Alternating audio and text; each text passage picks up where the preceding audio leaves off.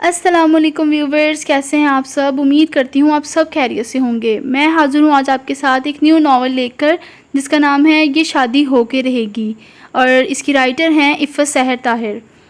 چلیں پڑھنا شروع کرتے ہیں۔ میں جب اپنے ابا کو دیکھتا ہوں تو سوچتا ہوں کہ خدا کسی کو اکلوتا ابا نہ دے، مگر نہیں، ابا تو سب ہی کے اکلوتے ہوتے ہیں۔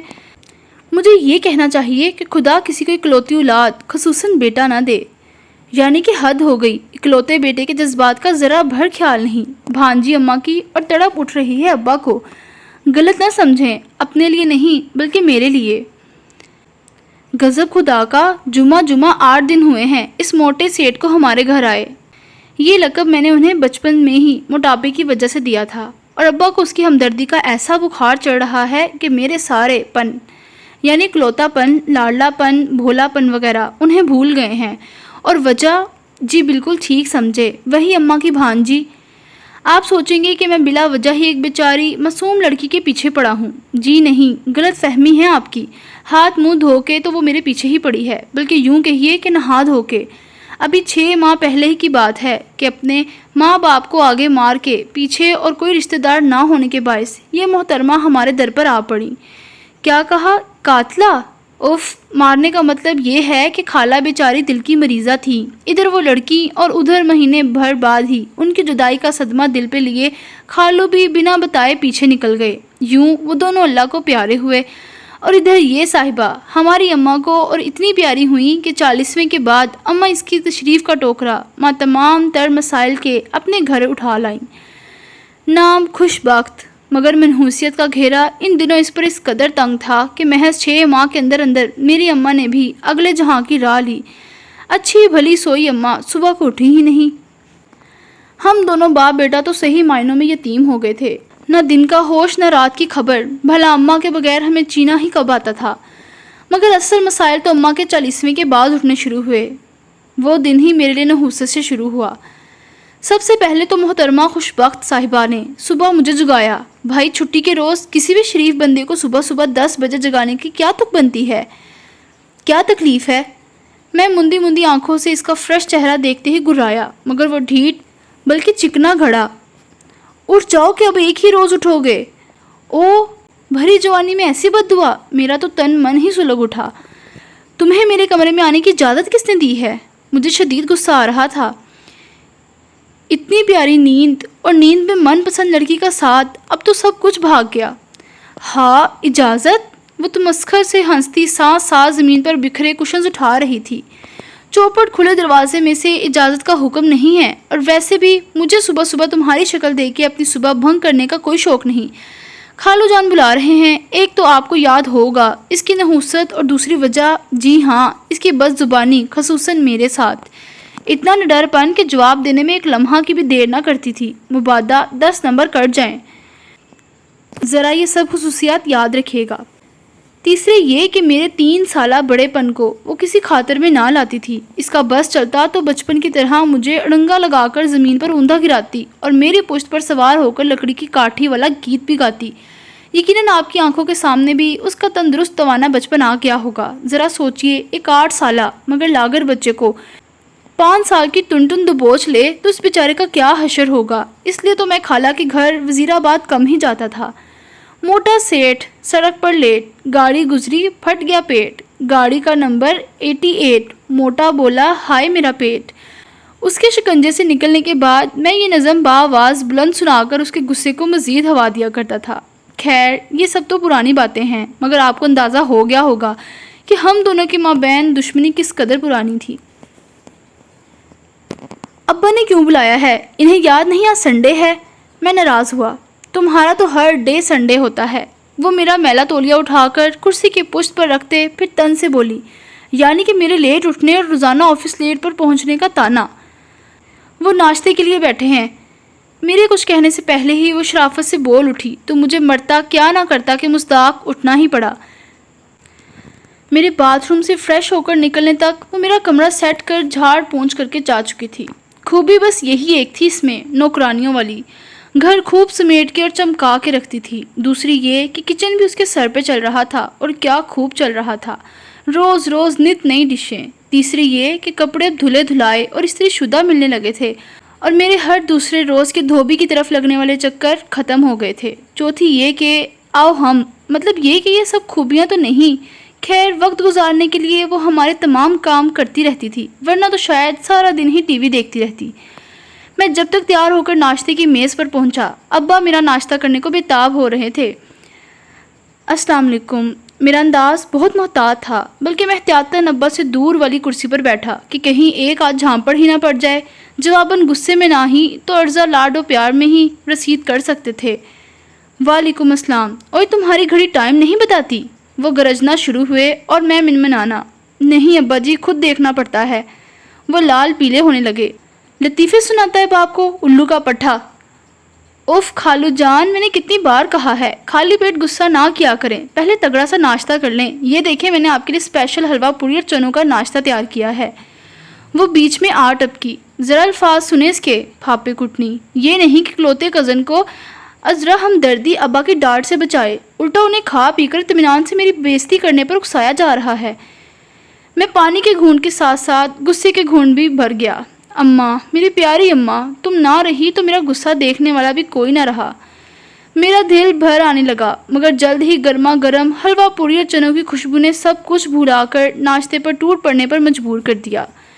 ہم دونوں باپ بیٹے نے تو ڈٹ کے ناشتہ کیا، مگر وہ محض حلوے اور چنوں کی ذرا سی مقدار کے ساتھ ایک پوری چکھنے کے بعد چائے کا مگ لیے اٹھ گئی۔ جی ہاں، وہی موٹا سیٹ جو میٹرک تک کھانے سے فائٹنگ کیا کرتا تھا، بی اے تک ڈائٹنگ کر کے ایشوریہ رائے جیسا فگر بنا چکا تھا۔ ہے نا حیرت کی بات؟ خیر مٹی ڈالو، جب سے ایشوریہ کی شادی ہوئی ہے میں اس کی طرف دیکھنا بھی پسند نہیں کرتا۔ اس موٹے سیٹ کو کون دیکھے؟ ساتھ والوں کی لڑکی اس سے ٹیوشن پڑھنے آ گئی تو وہ اسے اپنے کمرے میں لے گئی۔ اس کے جانے کے بعد ابا نے اطمینان سے سگریٹ سلگایا تو مجھے ان کی بہادری پر ہنسی آئی۔ اس کی موجودگی میں ابا کی اتنی ہمت کہاں تھی؟ سگریٹ کی سپیلنگ بھی سنا دیتے۔ پھر اس نحوست بری ساتھ کا لام بجا۔ اور بھائی تم نے کیا سوچا پھر؟ سگریٹ کا لمبا کش لگانے کے بعد دھوئیں کو بے فکری سے اڑاتے ہوئے وہ میری طرف متوجہ ہوئے تو میں نے اخبار اٹھاتے ہوئے بے توجہی سے پوچھا، کس بارے میں؟ شادی کے بارے میں؟ کس کی شادی ابا؟ میری حیرت واجب تھی، اتنا اچانک ٹاپک؟ میری، وہ تنزن بولے اور میں گہرے صدمے میں گر گیا۔ ابھی تو میری اماں کی قبر کی مٹی بھی خشک نہیں ہوئی اور آپ؟ میں فوراً جذباتی ہونے لگا۔ اوئے بغیرتا، میں تیری شادی کی بات کر رہا ہوں، وہ اپنے مخصوص انداز میں مجھے جھاڑتے ہوئے بولے تو میری بتیسی نکلتے دیر نہیں لگی۔ اس کے لیے تمہاری اماں کی قبر کی مٹی کا خشک ہونا شرط نہیں ہے نا؟ اوف، یہ ابا کے طنز، میں کسیا کیا۔ کبھی کبھی تو مجھے لگتا ہے ابا نے یقیناً طنز بات میں ماسٹرز کر رکھا ہے، بلکہ ٹاپ کیا ہوگا اماں کی بھانجی کی طرح، تبھی تو دونوں کی گاڑی چھنتی تھی۔ تو میں کون سا لڑکی پسند کیے بیٹھا ہوں؟ میں نے منہ پھلاتے ہوئے اخبار جھٹک کر سیدھا کیا تو وہ اطمینان سے بولے، مگر میں تو پسند کر چکا ہوں۔ میں نے چونک کر اخبار پر سے منہ ہٹایا اور پھر ان کے تاثرات دیکھ کر جلدی سے بولا، اچھا میرے لیے؟ ہاں، انہوں نے اطمینان سے کہتے ہوئے مجھے خاصا بے اطمینان کر دیا۔ مگر ابا جی شادی تو میری ہونی ہے، میں نے احتجاج ریکارڈ کرانا چاہا۔ تو یہ کہ لڑکی بھی میری پسند کی ہونی چاہیے؟ اوے تو فکر نہ کر، وہ میں نے پہلے ہی سوچ لیا تھا، لڑکی تیری ہی پسند کی ہے۔ وہ ہاتھ سے گویا مکھی اڑاتے ہوئے لاپرواہی سے بولے تھے تو مجھے ان کی اس لاپرواہی کے پیچھے چھپی پرواہ پر پیار آنے لگا۔ تو گویا ابا جانتے ہیں کہ میں ان کی بھتیجی میں انٹرسٹڈ ہوں۔ گل، میری پیاری گل، میرا روم روم خوشی سے جھوم اٹھا۔ میں چاہتا ہوں کہ یہ گھر ہمیشہ یوں ہی خوشیوں سے بھرا، صاف ستھرا اور جگمگاتا ہوا رہے، ابا بولے تو میں نے مذاقاً کہا، اس کی فکر آپ مت کریں، یہاں کی صفائی ستھرائی کا ذمہ تو ہمیشہ کے لیے اماں کی بھانجی نے لے رکھا ہے۔ ابا جی خوش ہو اٹھے، خدا تمہارا بھلا کرے، بیٹا ہو تو ایسا، بنا کہے کیسے باپ کی دل کی خواہش سمجھ گیا، خوش بخت سے بہتر لڑکی تمہیں پوری دنیا میں کہیں ملے گی نہیں۔ لو جی، کیا ہی 9/11 کے دھماکے ہوئے تھے، میں نے تو آنکھیں پھاڑے ابا جی کو دیکھتا ہی رہ گیا۔ آپ اتنی دیر سے خوش بخت کی نادیدہ خوبیاں بیان کر رہے تھے، میں صدمے سے چور لہجے میں بولا۔ بھائی دیکھو نا، تم دونوں ایک دوسرے کو اتنی اچھی طرح سے سمجھتے ہو، بجائے اس کے کسی رخصت کر کے ایک نئے اور اجنبی ماحول میں بھیجوں، یہ تمہارے لیے ایک انجان لڑکی کو بیوی بنا کر گھر میں لاؤں۔ میں نے سوچا کہ یہ تمام سلسلہ جیسے چل رہا ہے ویسے ہی چلتا رہے گا۔ ابا جی کو اپنی تیز نظری کی خوشی تھی، ایسے میں بھلا وہ مجھے بیچارے کے تاثرات کیا دیکھتے جس کی دنیا لوٹی جا رہی تھی۔ میں نے اپنا غصہ دکھانے اور ابا جی کو متوجہ کرنے کے لیے اخبار میز پر پٹکا تو وہ چونک کر میری طرف دیکھنے لگے۔ یہ سب آپ کی غلط فہمی ہے ابا جی، میں نے کھنکار کر گلا صاف کرنے کے بعد سنجیدگی سے بولا تھا، ساتھ ہی ابا جی کی صاف ستھری پیشانی پر بل پڑنے لگے۔ آپ کو کس نے کہا کہ ہم دونوں ایک دوسرے کو سمجھتے ہیں، یا یہ کہ میں اس لحاظ سے پسند کرتا ہوں؟ ابا کی نرمی مجھے نہ ڈر پن دکھانے پر آمادہ کر رہی تھی۔ اس ساری بکواس سے تمہارا کیا مطلب ہے؟ انہوں نے اپنے انداز میں پوچھا تو مجھے تھوڑی سی ہمت مجتمع کرنا پڑی۔ ابا جی، یہ شادی نہیں ہو سکتی۔ کیوں؟ ان کا روب دفتن لوٹنے لگا۔ ہم دونوں بالکل مختلف ہیں ابا جی، وہ مشرق تو میں مغرب، اور سب سے بڑھ کر یہ کہ میں نے کبھی اس کے متعلق ایسا سوچا ہی نہیں۔ میں نے اپنی طرف سے گل مکا دی، مگر ابا جی نے مکہ جواباً میز کی سطح پر مارا۔ اس نے مجھے بھی اچھلنے پر مجبور کر دیا۔ تو سوچو صاحبزادے، کیونکہ یہ شادی ہو کر رہے گی، انہوں نے بے حد پرجلال اور قطعیت بھرے لہجے میں کہتے ہوئے گویا فیصلہ سنا ڈالا۔ اور بس وہ دن تھا اور آج کا دن میرے اور ابا جی کے درمیان ٹھن گئی۔ وہ ایک بہترین لڑکی ہے، چراغ لے کر بھی ڈھونڈو گے تو ایسی بیوی نہیں ملے گی۔ ابا جی، یہ تو اس نے وظیفے کر رکھے تھے شاید۔ اب اگر بندے میں ذرا ہمت ہو تو پوچھے کہ میرا کیا دماغ خراب ہے کہ چراغ لے کے بھی ایسی ہی ڈھونڈوں، اس سے ہزار اچھی پڑی ہیں دنیا میں۔ اس لیے تو میں نے اپنی بات پر زور دیتے ہوئے پینترا بدلا، اس لیے تو کہتا ہوں ابا جی، اس بہترین لڑکی کو مجھ جیسے نالائق اور بقول آپ کے بد نظم شخص کے پلے مت باندھے۔ اس کے لیے تو اس جیسا لائق فائق اور بہترین آدمی ہونا چاہیے تاکہ وہ ساری عمر آپ کو دعائیں دیتی رہے۔ مگر میں چاہتا ہوں کہ وہ تمہیں ہی جھاڑ پونچھ کر اور ٹھونک بجا کے اپنے لائق اور بہترین بنا کر ساری عمر میری دعائیں لیتی رہے۔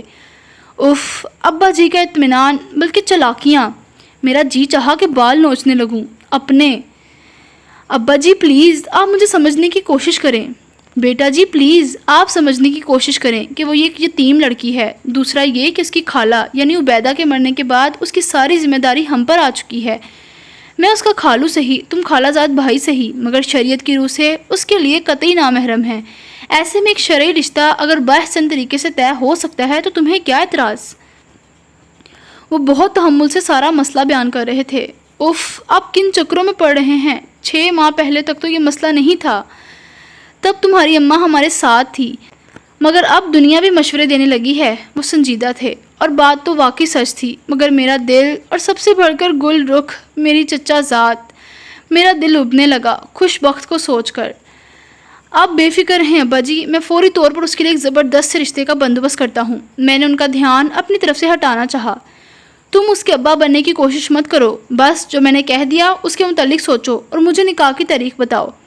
ابا جی اس قدر کڑک دار لہجے میں بولے کہ میں احتجاج کے سارے الفاظ بھول کر محض قربانی کے بکرے کی مانند انہیں دیکھتا رہ گیا۔ میری تو زندگی ہی ڈسٹرب ہو کر رہ گئی۔ ابا جی کے الٹیمیٹم نے دن کا چین اور راتوں کی نیندیں برباد کر دی۔ گل رخ کہیں دور ہی جاتی محسوس ہوئی تو میں نے گھبرا کر اپنے دوستوں کی منتیں کر کے 2-4 بہترین رشتے خوش بخت کے لیے اپنے گھر بھجوائے، بلکہ منگوائے کہ شاید ابا جی کا دل للچائے۔ مگر نہ جی، اماں یوں ہی تو اتنی جلدی رخصت نہیں ہو گئی نا، ہر رشتے پر ایک ہی نہ۔ ابا جی کی ہٹ دھرمی دیکھ کر میں غصے سے بھرا خوش بخت کے سر پر جا پہنچا۔ وہ تکیے سے ٹیک لگا کے بیٹھی کسی کتاب میں محو تھی، میرے یوں فوں فاں کر کے پہنچنے پر چونکی۔ پتہ ہے بنا اجازت کسی کے کمرے میں داخل ہونا کس قدر بدتمیزی ہے؟ میں اس وقت تمہارے پاس اخلاقیات کی کلاس لینے نہیں آیا ہوں۔ میں نے دانت کچکچائے۔ اچھا، اگر تو اپنی شکل دکھانے آئے تھے تو وہ میں نے دیکھ لی ہے، وہ بے نیازی سے کہتی کتاب پر انگلیاں بجا رہی تھی۔ تمہیں پتہ ہے ابا جی تمہاری شادی کرا رہے ہیں؟ میں نے اسے گھورتے ہوئے اس کی معلومات چیک کرنے کی صحیح کی، مگر ادھر وہی اطمینان تھا۔ تمہیں کاہے کا صدمہ ہو رہا ہے؟ صدمہ یہ ہے کہ پھانسی کے اس پھندے میں وہ میری گردن فٹ کر رہے ہیں۔ میں نے اخلاقیات کو بالائے طاق رکھتے ہوئے غصے سے کہا تو لہجہ بھر چپ رہنے کے بعد وہ اسی پرسکون انداز میں بولی، مجھے دیکھو کتنی خاموشی سے سولی پر چڑھ رہی ہوں۔ میرا دل خوش ہوا تھا۔ یعنی تم بھی اس رشتے سے خوش نہیں ہو؟ وہ رخ موڑ کر کتاب تکیے کے نیچے رکھنے لگی۔ نہ، تو پھر تم ابا جی کے سامنے بغاوت کیوں نہیں کرتی؟ میں فوراً ہی اس کا سب سے بڑا ہمدرد بن گیا۔ نہیں، اس نے فور جواب دیا، میں خالو جان کی ایسی کوئی نافرمانی نہیں کر سکتی، ان کے بہت احسان ہے مجھ پہ، اور ان کے احسان کا بدلہ اس طرح دے رہی ہو تم، ان کے اکلوتے بیٹے سے بدلہ لے کر۔ میں نے اسے گھورا۔ قربانی دے رہی ہوں مسٹر، سمجھے؟ جیسے کبھی شیشہ نہیں دیکھا جناب نے، وہ جتانے والے انداز میں کہتی۔ آخر میں بڑبڑائی تو میں بدک اٹھا۔ میں؟ یعنی کہ آذر رحمان، جس کو اپنی وجاہت بقلم خود پر بے پناہ ناز تھا، اسے یہ موٹا سیٹھ کچھ سمجھتا ہی نہ تھا۔ میں بھی کہاں تمہاری شکل دیکھنا چاہتا ہوں، مگر یہ بات ابا جی کو کون سمجھائے؟ تو تم بھی میری زندگی میں آذر نہیں، ازار بن کے آ رہے ہو۔ وہ چوکی نہیں تھی۔ دیکھو ابا جی کے سامنے انکار تم ہی کو کرنا ہوگا، بہت پچھتاؤ گی مجھ سے شادی کر کے، میں نے اسے دھمکایا۔ مجھے بھی اس شادی سے صاف انکار ہے، مگر سوری، میں خالو جان کے سامنے مر کے بھی یہ الفاظ نہیں کہہ سکتی۔ انکار تم ہی کو کرنا ہوگا، ورنہ میں تمہارے ساتھ جہنم میں گزارا کر لوں گی۔ اس نے صفا جٹ جواب دے ڈالا۔ میرا آخری حربہ، تمہیں پتہ ہے نا میرا اور گلرخ کا چکر چل رہا ہے۔ وہ سب تم جانو اور خالو جان، میں تو اپنے متعلق تمام فیصلوں کا اختیار ان کو دے رکھا ہے۔ وہ کہیں گے تو آنکھیں بند کر کے اندھے کنویں میں چھلانگ لگا دوں گی۔ وہ آہ بھر کے بولی تو دفتر مجھے دھیان آیا، اور پھر غصہ۔ میرے ساتھ شادی کو وہ کیا نام دے رہی تھی؟ جہنم اور اندھا کنواں؟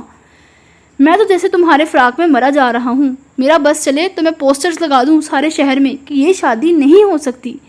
کاش اتنی ہمت دکھا ہی دو تو میری جان بھی چھوٹے۔ اس نے گہری سانس بھر کے مجھے کلسایا۔ میں تو پہلے ہی غصے میں بھرا اس کے پاس گیا تھا اور جل بھن کے رہ گیا۔ یعنی وہ ابا جی کی نظروں میں میرا امیج خراب کر سکتی تھی، مگر خود ستی ساوتری ہی بنی رہنا چاہتی تھی۔ پھاپے کٹنی، اگر ایسا ہو گیا نا تو بہت پچھتاؤ گی، میں تمہاری زندگی جیرن کر دوں گا۔ میں اس کا اطمینان بھی اڑانا چاہتا تھا، وہ تو اس خبر کو سنتے ہی اجیرن ہو چکی۔ اب تو بس اپنی سزا کا انتظار ہے۔ حد درجہ معصومیت، میرا پارا آخری درجے پر پہنچ گیا تو میں نے وہاں سے لوٹ آنا ہی مناسب سمجھا۔ جب گلرخ کو خبر پہنچی تو وہ مجھ پر اور بھی مشکل وقت آ گیا۔ آئس کریم کا پیالہ ختم کرتے ہی اس کی آنکھوں سے ٹپ ٹپ آنسو گرنا شروع ہو گئے۔ کیا ہوا گل؟ اور مینگو منگوا دیتا ہوں۔ میں بکھلایا تو اس نے مسکارا، کاجل اور پتہ نہیں کیا کچھ لگا کر قاتل بنائی آنکھوں سے مجھے گھور کے دیکھا۔ تمہارا کیا خیال ہے؟ میں آئس کریم کے لیے رو رہی ہوں؟ لو جی، عجیب ہوتی ہیں یہ لڑکیاں بھی۔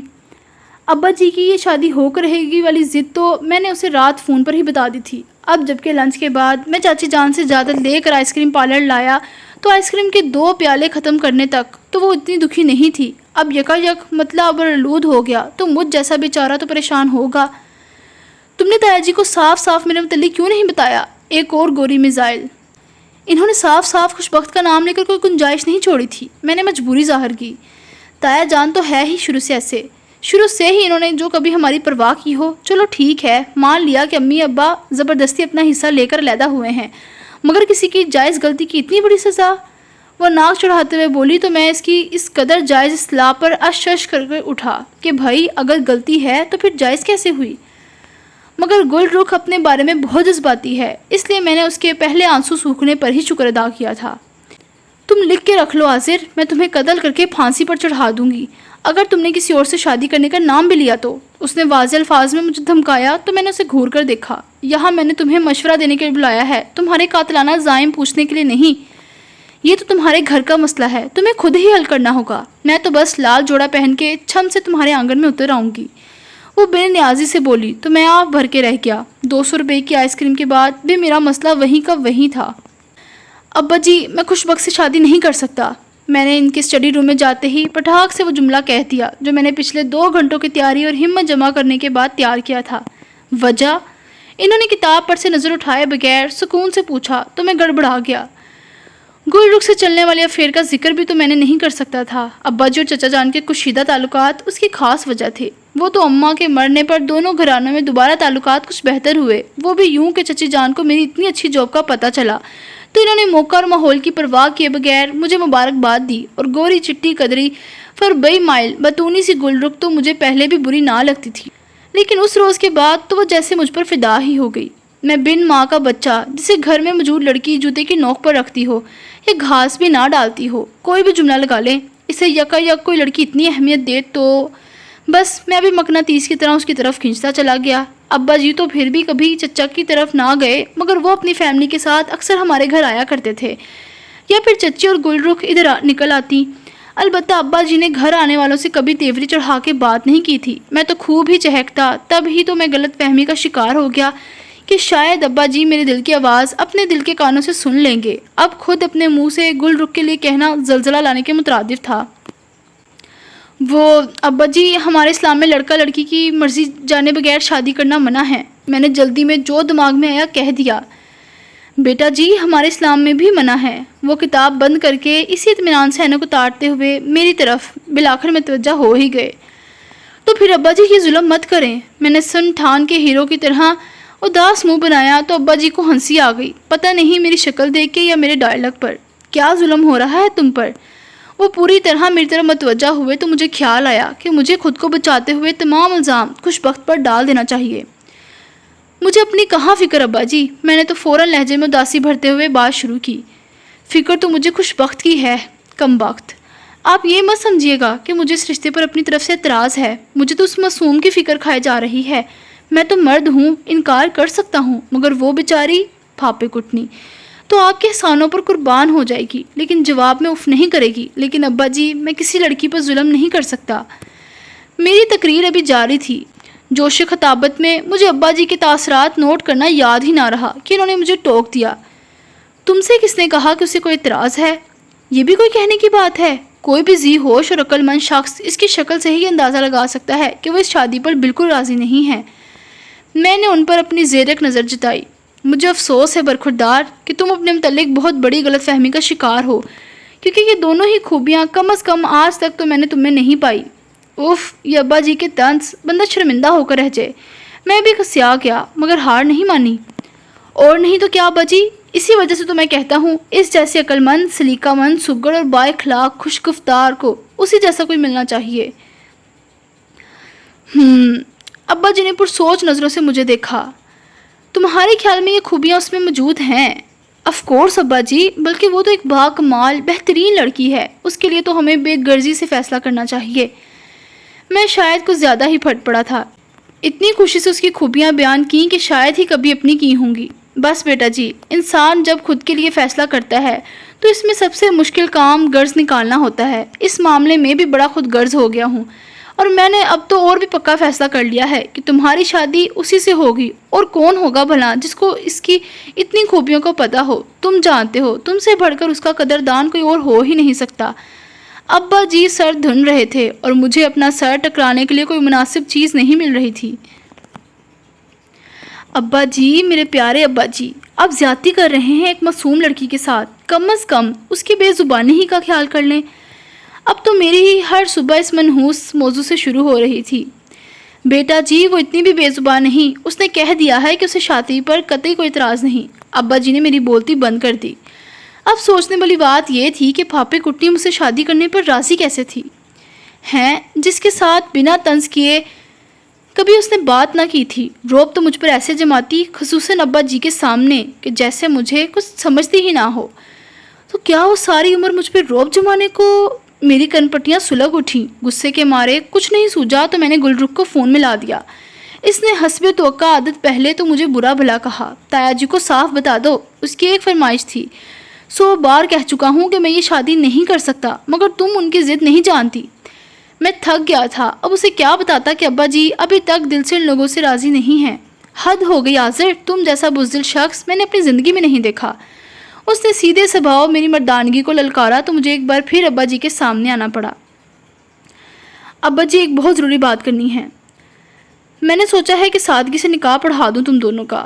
لو جی، ابا جی کی اپنی کم ضروری باتیں ہیں جو وہ میری بھی سنتے۔ ابا جی، مجھے اعتراض ہے۔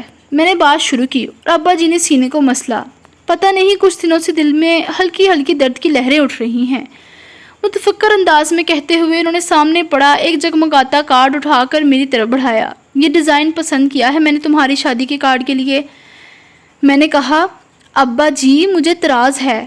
میں نے کارڈ پر نگاہ ڈالے بغیر ہچیلے انداز میں کہا تو وہ اپنی ہی پریشانی میں بولے، اب تو ذرا سی بھی مزاج کے خلاف برداشت نہیں ہوتی۔ کل مجھے ہارٹ اسپیشلسٹ کے پاس لے جانا، لگتا ہے کسی روز اچانک ہی دل بند ہو جائے گا۔ خدا نہ کرے، میں گھبرا گیا۔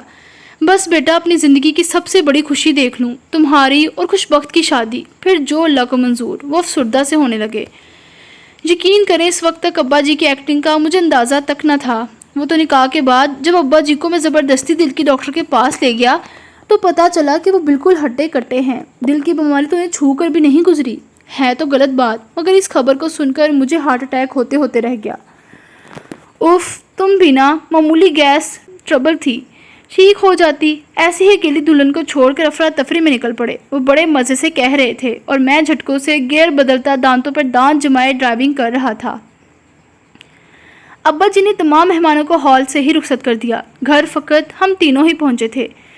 किस कदर मुज़क्का खेज शादी थी। दुल्हा बनाम आज़र रहमान, दुल्हन बनी खुशबख्त और साथ में अब्बा जी। काश अब्बा जी का ये चेकअप मैंने अपने निकाह से कुछ देर पहले करवा लिया होता, मगर क्या करता, डॉक्टर ने टाइम ही ऐसा दिया था कि तब तक मैं एजाबो कबूल के तमाम राहिल तय कर चुका था। वो दोनों लाउंज में पहुंचे और मैं सीढ़ियां फलांगता सीधे अपने कमरे में गया। जर्क बर्क शेरवानी से निजात हासिल करने में मैंने अपना नाइट सूट पहना और फ्रेश होकर निकला ही था कि मुसलसल बजते मोबाइल ने मुतवज्जा किया। गुलरुख के जगमगाते नाम को स्क्रीन पर देख मेरा दिल लम्हा भर को सुकड़ा। किस्मत का फेर कैसे लम्हों में इसे मुझसे दूर ले गया था। कहाँ थे, क्या कर रहे थे तुम, कब से बेल जा रही थी। वो बेताबी से फट ही तो पड़ी। मैं मोबाइल हाथ में लेकर कमरे से मुल्हका बालकनी में आ गया। रिलैक्स गुल, यही था, अभी वॉशरूम से निकला हूँ चेंज करके। मैंने उसे तसल्ली दी। इसके क्या कर रहे थे का मतलब मुझे खूब समझ में आ रहा था। और वो चुड़ैल कहाँ है। वो गमो गुस्से से पुर लहजे में बोली तो मैं मुजरिम सा बन गया। वो नीचे बैठी अब्बा से बातें बिगाड़ रही है। मैंने ज़रा भी परवाह नहीं की और ऊपर चलाया। मैंने उसे खुश करना चाहा और कामयाब भी रहा। बिल्कुल ठीक, ऐसे ही पीछा छोड़ेगी वो तुम्हारा। तुम देखती जाओ बस मैं कैसे सना को चने चबवाता हूँ। इससे भी तो पता चले किसी मर्द से ज़बरदस्ती शादी करने का क्या अंजाम होता है। मैंने मुतकम्मस अंदाज में अपने अज़ाइम वाज़े किए। वैसे दुल्हन बनी सुना है बहुत खूबसूरत लग रही थी। उसके लहजे से जैसे जेलसी की बू आ रही थी। दरअसल चचा जान और चची तो निकाह में शरीक हुए, मगर गुलरुख नहीं आई थी। वो दोनों भी पूरी तकरीब में खिंचे खिंचे ही रहे। चची जान तो हम दोनों के अफेयर से खूब अच्छी तरह वाकिफ़ थी, मगर अब मैं किस किस को और किस मुंह से अब्बा जी की आला एक्टिंग के मुतालिक बताता, जो इन्होंने बिल्कुल आखिरी वक्त में करके मुझे चारों शाने चत कर दिया था। और फिर भोलेपन से पूछने लगे थे, हाँ तुम शायद कोई इतराज़ बयान कर रहे थे। बस अब्बा जी, शादी का कार्ड सब्ज़ नहीं मैरून कलर का होना चाहिए। मैं इतना ही मैं मना सका। मुझ में अब्बा जी को हार्ट अटैक होते देखने की ताकत नहीं थी और नतीजा मेरे निकाह की सूरत में निकला। और इधर अब्बा जी भले चंगे हो गए थे। मेरी तो ज़िंदगी यकायक इम्तिहान बन गई। और अब गुल का तफ्तीशी अंदाज, तुमसे ज़्यादा खूबसूरत तो नहीं लग सकती वो। और वैसे भी तुमने देखा ही है साम कितने खूबसूरत दिखाई देते हैं, मगर पकड़ने पर सिर्फ डंक ही मारते हैं। मैंने उसकी तारीफ़ और फ़लसफ़ा एक साथ झाड़ा तो वो मायने खेज अंदाज में बोली, तो फिर ज़रा ख्याल रखना कहीं डंक खाने का शौक़ ही ना पाल बैठो दिल में। तुम नहीं तो कोई नहीं गुल, देखना अब्बा जी भी पछताएंगे, और वो भी जो इनका दिल मुट्ठी में करने की न जाने क्यों कोशिश कर रही है। मैंने मुतकम्मा से अंदाज में कहा, लो तुम अभी बिल्कुल बेवकूफ़ हो। इसने मेरा मजाक उड़ाते हुए गोया मुझे सनद अता की, फिर जैसे उस उलझन का सिरा मेरे हाथ में थमा दिया। ये तो सामने की बात है, जायदाद की खातिर। ना तुम्हारी कोई बहन ना भाई, इकलौते वारिस हो घर के और फैक्ट्री के। ओह, मेरे मुंह से इतना ही निकल सका। बहरहाल हाजिर, जल्द अज जल्द इस नागिन से पीछा छुड़ाओ। जब तक ताया जान का दिल इसकी जानिब से खट्टा ना होगा वो तुम्हारी जान नहीं छोड़ेगी। इसके लिए कुछ प्लान करके चलना। गुल ने मुझे टिप दी तो मैं इसका शुक्रगुजार होने लगा। फिर उस खूबसूरत चांदनी रात में मैं गुल से खूबसूरत बातें बघाड़ने के बाद कमरे में आया तो वो मुझे अच्छी तरह समझा चुकी थी कि अगर खुशबख्त कमरे में आ चुकी हुई तो मुझे किस तरह उसके पैरों तले से ज़मीन निकालनी है। कमरे में लाइट ऑफ और फ़कत नाइट बल्ब ऑन था। मैंने आंखें फाड़ के इधर उधर तलाश करने की कोशिश की। दोस्तों के पुरज़ोर इसरार और लानत मलामत पर भी मुसहरी तो मैंने लगवाई न थी और अब बेड भी खाली पड़ा था। ये किधर गई? मैं परेशान हुआ। कमरे की ऑफ लाइट और सामने सिंगल सोफे पर लश्कारे मारता पड़ा सुर्ख जरतार लहंगा। वो आई तो थी अंदर। लो जी, अभी तो मुझे गुल के कहे के मुताबिक खुशबख्त की इंसल्ट करनी थी। अगर वो सजी संवरी मेरे बेड पे बैठी होती, मगर इधर तो पहले ही कोई प्लानिंग हो चुकी है। मैं गहरी सांस भरता बिस्तर पर गिर गया और अभी ठीक से सांस भी ना ले पाया था कि वॉशरूम का दरवाज़ा खटाक से खुल गया। फितरी तौर पर मैं चौंक उस तरफ मतवज्जा हुआ और गैर फितरी तौर पर मेरा मुंह खुले का खुला रह गया। वो सांस जो भी ठीक से ली ना गई थी सीने में ही अटक गई।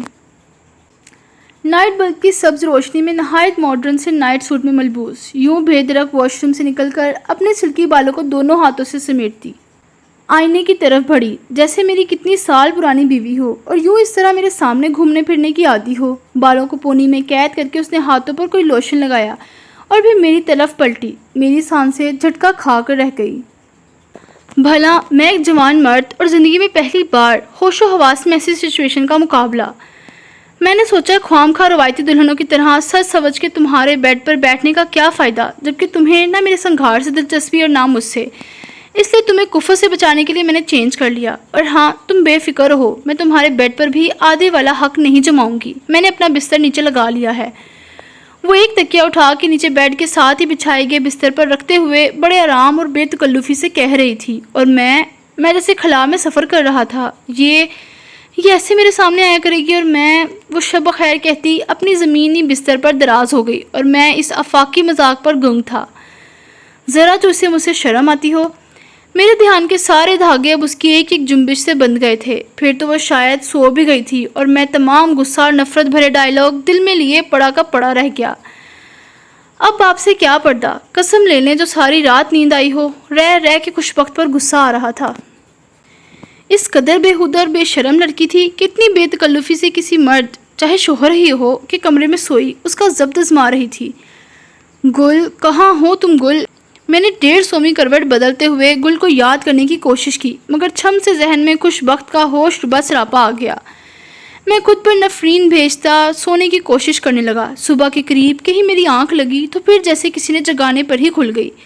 وہ ایک عجیب سا احساس تھا جو پہلے میرے بالوں میں سرسراتا رہا، پھر وہ ٹھنڈا سا لمس میرے رخسار پر آن ٹھہرا۔ میں نے نیند سے بوجھل آنکھوں کو بمشکل کھول کر کچھ سمجھنے کی کوشش کی۔ اٹھ جائیں، خالو جان ناشتے کے لیے انتظار کر رہے ہیں۔ مجھے یوں لگا میرے رخسار تھپتپاتی وہ جیسے پچھلے 6 سالوں سے مجھے ایسے ہی جگاتی آ رہی ہو۔ میں یک ٹک اسے دیکھے گیا۔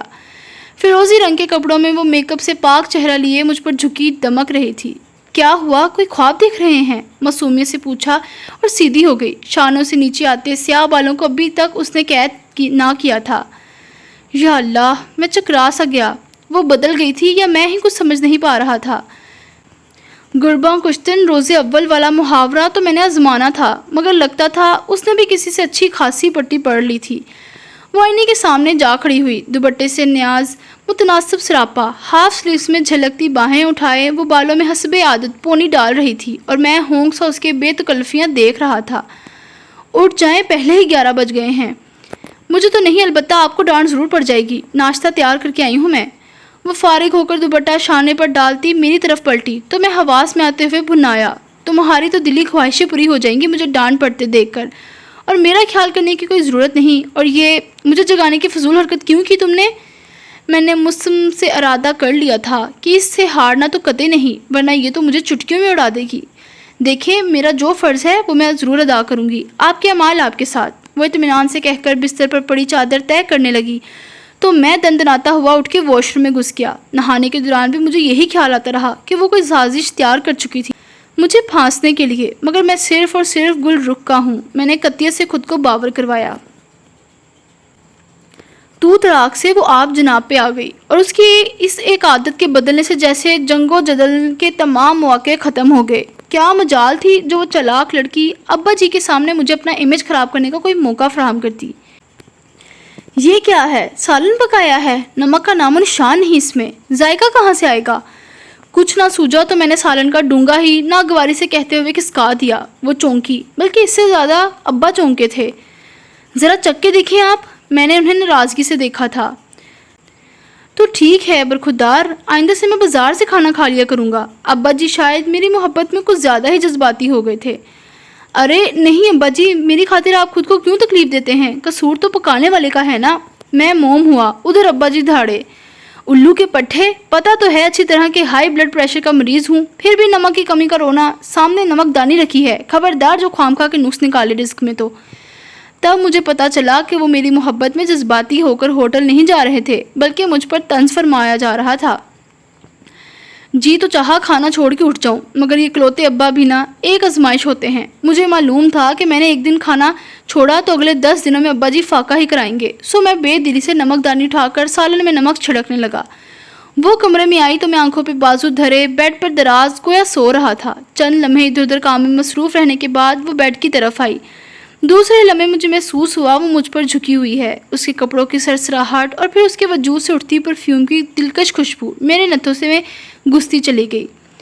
تو یہ بات ہے، اندر سے مجھ پہ مرتی ہے، تب ہی اکیلا پا کے مرد ہوتے ہوئے بھی میرا دل عجیب سے انداز میں دھڑک اٹھا. جانے وہ کیا کرنے والی تھی. میں نے ایک دم سے آنکھوں پر سے بازو اٹھایا اور اس کے آگے بڑھا ہوا ہاتھ تھام لیا تو وہ لڑکھڑا کر مجھ پر ہی آ رہی. خدایا، میں ششدر سا اس کی موہنی صورت دیکھے جا رہا تھا. یاد رہے صرف اس وقت موہنی لگ رہی تھی. وہ اپنے حواس درست کرتی سنبھل کر پیچھے ہٹی، مگر میں نے جیسے ضد کے مارے اس کا ہاتھ نہ چھوڑا. بس رہ گئی ہو. ایک جھٹکا اس کے ہاتھ کو دے کر اسے خود سے قریب کرتے ہوئے میں نے طنز کیا تو وہ خوشنما آنکھوں میں تحیر بھرتے ہوئے مجھے دیکھتے ہوئے جیسے میرے الفاظ کو سمجھنے کی کوشش کرنے لگی. سیدھی طرح سے دل کی بات کیوں نہیں بتا دیتی؟ شوہر ہوں تمہارا، کچھ احساس ہی کر لوں گا. یوں بہانے بہانے سے پاس کیوں آتی ہو؟ میرا لب و لہجہ شاید کچھ زیادہ ہی عامیانہ ہو گیا تھا. تبھی تو ان کی آنکھوں کے تحیر پر دکھ غالب ہوا اور پھر غصہ. اس نے ایک جھٹکے سے مجھے پیچھے دھکیلا اور اٹھ کھڑی ہوئی. مائنڈ یو مسٹر عاذر رحمان، شکل دیکھی ہے کبھی آئینے میں ٹھیک سے؟ تکیہ اٹھانے لگی تھی میں اپنا، کیونکہ میں کسی بھی بہانے سے تمہارے پاس آنا پسند نہیں کرتی، چاہے وہ سونے کا ہی بہانہ کیوں نہ ہو. وہ بے حد تلخ ترش لہجے میں کہتی، گویا مجھے للکار رہی تھی. میں نے سزائیہ سا ہنکارا بھرتے ہوئے جیسے اسے اور تپایا. اب تک جو کچھ ہوا وہ خالو جان کی خواہش تھی، مگر اب جو ہوگا وہ میری ضد ہے. عاذر رحمان، اور عورت کی ضد سے ابھی تم واقف نہیں. وہ عجیب سے لہجے میں کہتی اپنا تکیہ چھوڑ وہاں سے ہٹی اور پلٹ کر کمرے میں سے ہی باہر نکل گئی. ابا جی! دفتن اس خیال سے مجھ پر دہشت اور پھر لرزہ طاری ہو گیا کہ رات کے اس پہر وہ یہ تمام ردات ابا جی کو سنانے گئی تھی، اور جو میرا حال ہونے والا تھا یہ خدا ہی بہتر جانتا تھا. میں چھلانگ لگا کر بستر سے اترا اور ننگے پاؤں اس کی فتنی کے پیچھے بھاگا. دو دو کر کے سیڑھیاں پھلانگی، 3 دفعہ گرتے ہوئے بچا. نیچے پہنچا تو ابا جی لیٹ نائٹ ٹی وی مباحثے میں مگن تھے. ایک نظر مجھے دیکھا. پیاس لگ رہی تھی، آج پانی رکھنا یاد نہیں رہا. گلے پر ہاتھ پھیرتے ہوئے میں نے بہانہ بنایا تو انہوں نے دوسری نظر میرے ننگے پیروں پر ڈالی. میں سٹپٹایا. پیاس اتنی لگی تھی کہ جوتا پہننا بھی یاد نہیں رہا. بیٹا جی، آپ کو پانی کی نہیں برف کی ضرورت ہے، وہ بھی اپنے دماغ پر رکھنے کی. وہ مشورے دے کر دوبارہ ٹی وی کی طرف متوجہ ہو گئے اور میں ان کے طنز کو کڑوے گھونٹ کی طرح پیتا کچن کی طرف بڑھا، مگر وہ بھی کنگلے کی جیب کی طرح خالی تھا. ایسے ہی پانی کی بوتل ہاتھ میں تھام کر بہانے سے گھومتا ہوا ابا جی کا کمرہ اور ڈرائنگ روم بھی دیکھ کر آیا، مگر وہ کہیں نہ تھی. یا خدا! میں چکرا سا گیا. کیا بات ہے، اب کمرے کا راستہ بھی یاد نہیں آ رہا؟ ابا جی نے جلد یا بدیر میری نقل و حرکت کو نوٹس لے ہی لیا تھا. سوالہ درجے کی طنز کا باؤنسر پھینکتے ہوئے بولے تو میں نے ماتھے کا پسینہ شرٹ کی آستین سے پونچھا. جا رہا ہوں ابا جی، ایسے ہی دروازوں کے لاک چیک کر رہا تھا. اچھا، گزشتہ 26 برسوں میں تو تمہیں کبھی خیال نہیں آیا؟ انہوں نے بے یقینی سے مجھے دیکھا تو میں بے بس ہونے لگا. ابا جی سے تو اماں بھی ہار کر واپس پولینین لوٹ گئی. میں کیا شے تھا؟ مجھے تو یقیناً ابا جی اپنی کم اور کسی مداری کی اولاد یعنی بندر زیادہ سمجھتے تھے، تب ہی تو ہر وقت مجھے اپنی ڈگڈگی پر نچاتے رہتے تھے. اس سوچ کو سوچتے ہی ابا جی نے اسے مزید الجھے بغیر غصہ دباتا اوپری سیڑھی کی جانب بڑھ گیا. خس کم جہاں پاک. اوپر آنے تک 10 مرتبہ میں نے سوچا جان بچی سو لاکھوں پائے، مگر ساتھ ہی یہ خیال بھی آتا کہ ابا جی یہ لاکھوں حاصل کرنے دیں گے تو نہ. انہیں تو جب کچھ وقت کے غائب ہونے کی اطلاع ملے گی تو وہ کنوؤں میں بانس جلوا دیں گے، بلکہ میرے حلق میں بانس جلوا کے ساری حقیقت اگلوا لیں گے. مجھے جھجری سی آ گئی. مایوسی کے عالم میں یوں ہی گزرتے ہوئے میں نے اپنے کمرے کے بالمقابل موجود کمرے کے دروازے کا ہینڈل گھمایا تو وہ نہیں گھما. میرا دماغ گھوم گیا.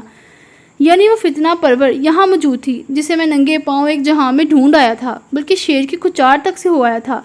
جی تو چاہا دروازہ دھڑ دھڑا کر رکھ دوں، مگر پھر جو نیچے وکیل صاحب کی ٹی وی پر مباحثہ سن رہے تھے ان کے تفتیشی سوالوں کا جواب دینا پڑتا. سو اس وقت خون کے گھونٹ پینا ہی مناسب سمجھا. کمرے میں آیا تو میرا موبائل مسلسل بج رہا تھا. گل، میں نے خوشگوار سے سانس بھرتے ہوئے خود کو بستر پر گرایا اور فون کان سے لگا لیا. کیا ہو رہا تھا؟ کیا کر رہے تھے؟ کہاں تھے؟ کب سے کال کی جا رہی ہوں، فون کیوں ریسیو نہیں کر رہے تھے؟ اس نے جو تواتر سے اگنی پر تھوئی میزائل داغنے شروع کیے تو میں ہڑبڑا گیا. یہی تھا، بس ذرا بزی تھا. میں نے صفائی پیش کی. بیڈ روم میں بزی تھے؟ اس نے بے یقینی سے دہرایا اور پھر چیخی. خوش بخت کہاں ہے؟ وہ بھی بیڈ روم میں ہے، میں نے روانی سے کہا. عاذر! وہ اور ذرا چینکی تو میں ہنسا. جیلس کیوں ہوتی ہو؟ فکر مت کرو، آج اس کا کانٹا صاف کر دیا میں نے. ہاؤ! قتل کر ڈالا اسے؟ گل کی لرزتی آواز آئی. ابا جی اجازت نہیں دیں گے ورنہ وہ بھی کر ڈالتا. آج میں بہت غصے میں تھا. میں نے اسے متاثر کرنے کی کوشش کی اور وہ ہو بھی گئی. اچھا، ایسا کیا کر دیا آج؟ نکال باہر گیا میں نے اسے روتی ہوئی. ننگے پاؤں گئی ہے دوسرے کمرے میں. اب جب دل ہی نہ ملے تو اس ملاپ کا کیا فائدہ؟ میں نے لاپرواہی سے کہا. ارے واہ، یہ تو کمال کر دیا تم نے عاذر. وہ بے حد خوش ہوئی۔ بس جیسے اس کمرے سے نکالا ہے ایسے ہی گھر سے بھی نکال پھینکو۔ وہ بیچاری کہاں جائے گی؟ یہیں کسی کونے میں رہنے کو جگہ دے دینا۔ مجھے خیال آیا کہ اس کے ماں باپ نہیں ہیں، وہ بھلا کہاں جاتی؟ خبردار آذر، یہ میں طے کروں گی کہ اس کا کیا کرنا ہے، تم بس اپنی طرف سے اسے فارغ کرو، وہ قطعی انداز میں بولی۔ اب اسے کیا بتاتا کہ مجھ سے پہلے وہ مجھے فارغ کر کے جا چکی تھی، مگر اپنی مردانگی کو وقار بھی تو رکھنا تھا۔ ہاں تم فکر مت کرو، بس کچھ ہی دنوں کی بات ہے، بس یہ ذرا ابا جی قابو میں آ جائیں۔ میں نے اسے حوصلہ دیا تو وہ فوراً ہی مکھن ملائی بن گئی۔ بس اب تم سے جدائی صحیح نہیں جاتی آذر، میں جلد از جلد اس گھر میں دلہن بن کے آنا چاہتی ہوں۔ جب سوچتی ہوں کہ وہ کس قدر استحقاق سے تمہارے بیڈ روم میں چلتی پھرتی ہوگی تو تن بدن میں آگ لگ جاتی ہے۔ اب اسے کیا بتاتا، جیسی حالت وہ ادھر ادھر چلتی پھرتی تھی، میرا اپنا دل سینے میں چک پھیریاں کھاتا رہتا تھا۔ چلو خس کم جہان پاک۔ میں نے گل سے بات ختم کر کے موبائل ایک طرف ڈالا، خواہم خواہ کی آزمائش ختم ہوئی۔ میں نے سونے کے لیے تکیے میں منہ گھسایا، پھر دفتر نے ایک لمبی سانس کھینچی۔ یہ خوشبو، ایسی خوشبو خوشبخت کے بالوں سے آ رہی تھی۔ مجھے اس کی چند لمحوں کی قربت یاد آئی تو ہاتھوں میں جیسے ریشم سرسرانے لگا۔ ہش، میں نے تکیہ پرے کر کے اپنے تکیے پر سر رکھا۔ وہ اس کمرے میں آئی ہی اس مشن پر تھی، مجھے ہرانے، مجھے اپنے قدموں میں گرا ہوا دیکھنے۔ میں نے اپنے دل کو سختی سے باور کرایا اور سونے کی کوشش کرنے لگا۔